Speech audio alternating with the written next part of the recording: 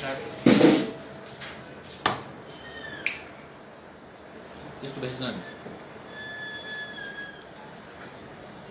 अस्सलाम वालेकुम, मैं एक बार फिर से आप लोगों के सामने हाजिर हुआ हूँ। इस बार एक बहुत ही गंभीर विषय को लेकर आया हूँ।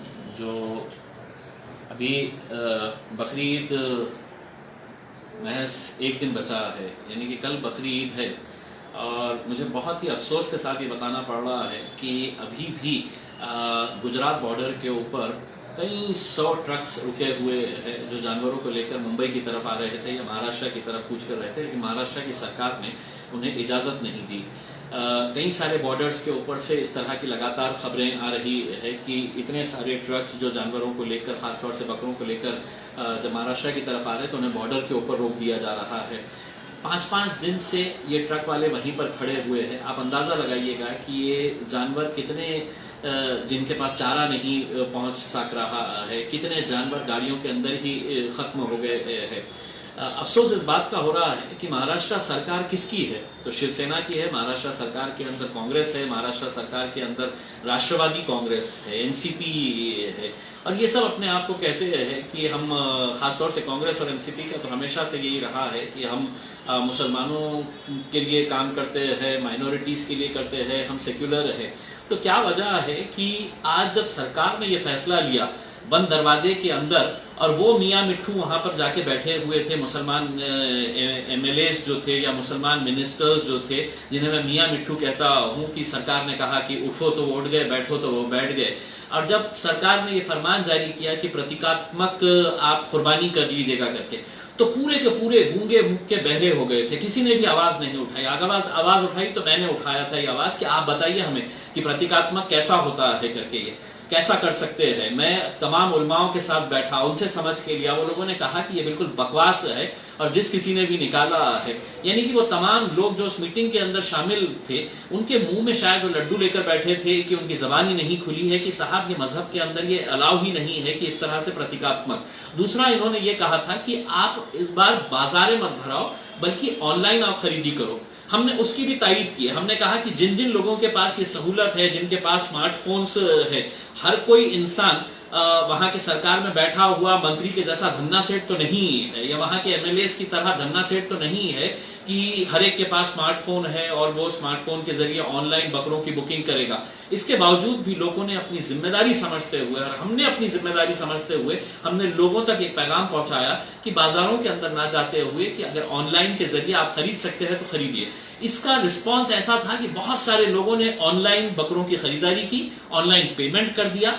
अब वो इंतजार में है कि हमने जिस जानवर के लिए हमारा पैसा हमने लगा दिए है, ऑनलाइन पेमेंट कर दिया है, और जिस व्यापारी को दिए हैं, वो व्यापारी आज है तो गुजरात की बॉर्डर के ऊपर खड़ा हुआ है, कहीं दूसरे राज्यों की बॉर्डर के ऊपर खड़ा है, और उसको अंदर आने नहीं दिया जा रहा है। तो क्या सरकार ये सोच रही है कि हर चीज ऑनलाइन हो जाएगा, सब चीज प्रतीकात्मक हो जाएगी कि अब आपने पैसे दे दिए, अब आप समझ जाइए हो जाएगा करके? तो बहुत ही मतलब अफसोस की बात है। मुझे फख्र है कि हमारे मुंबई के प्रेसिडेंट फैयाज खान साहब, हमारी मुंबई की जो महिला अध्यक्ष है, ये लोग पिछले 4 दिन से लगातार गुजरात की बॉर्डर के ऊपर, 250 किलोमीटर दूरी मुंबई से है, लेकिन 4 दिन से वहां पर वो पुलिस स्टेशन के सामने है तो धरने के ऊपर बैठे हुए हैं इस मांग को लेकर कि ये जो व्यापारी है, ये छोटे मोटे किसान है, छोटे मोटे कारोबार करने वाले लोग हैं, जिन्होंने पैसा तो ले लिया है, अब उन्हें अपने अपने ग्राहकों के पास वो जानवर पहुंचाना है, लेकिन वो पहुंचा नहीं पा रहे हैं। मेरी अभी कुछ ही देर पहले उनसे बात हुई है और उन्होंने कहा कि अभी तक कोई भी इस तरह का फरमान नहीं आया है। व्यापारी इस बारे में परेशान है कि उसको ऐसा लग रहा था कि इस त्योहार के जरिए 2 पैसे उसे मिलेंगे। जो किसानों ने अपने जानवर वहां पर लेके आए थे, उन्हें ऐसा लग रहा था इस त्योहार के जरिए 2 पैसे हम भी कमाएंगे करके। जो पिछले 4-5 महीनों से हर कोई परेशान है रोजी रोटी के लिए, तो उनका भी एक जरिया बनने वाला था। लेकिन मेरा सवाल ये है कि सरकार के अंदर इतने बड़े बड़े दिग्गज मिनिस्टर्स भी है, मुसलमानों के मिनिस्टर्स भी है, एमएलएस भी है, क्या वजह है कि आप अभी फिलहाल गूंगे मुक्के बनकर बैठे हुए हैं? महज सिर्फ 1 या 2 एमएलएस ने ये कहा है कि हमने कोशिश किए है, हमने माफी मांगे है। नहीं, आपकी माफी काफी नहीं है। आपने इस्तीफा लिखना चाहिए था और सरकार के मुंह पे ऊपर फेंक कर आना चाहिए था और कहना था कि मैं जो चुनकर आया हूं, मेरी इस आवाम को मेरी आज जरूरत है, मैं उनके लिए अगर खड़े नहीं रहूंगा तो मैं यहाँ पर सिर्फ एक ओहदा हासिल करने के लिए नहीं आया हुआ हूँ, मैं सिर्फ एक पद लेने के लिए नहीं आया हूँ। आज अगर मेरे लोग अगर मुझसे कुछ उम्मीदें कर रहे हैं और वो उम्मीदों के ऊपर मैं खरा नहीं उतर रहा हूँ, और क्यों झूठ बोल रहे हैं।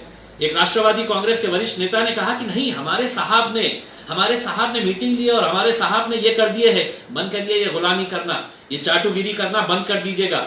अगर आप कौम के नहीं हो सकते हैं तो किसी के नहीं हो सकते हैं।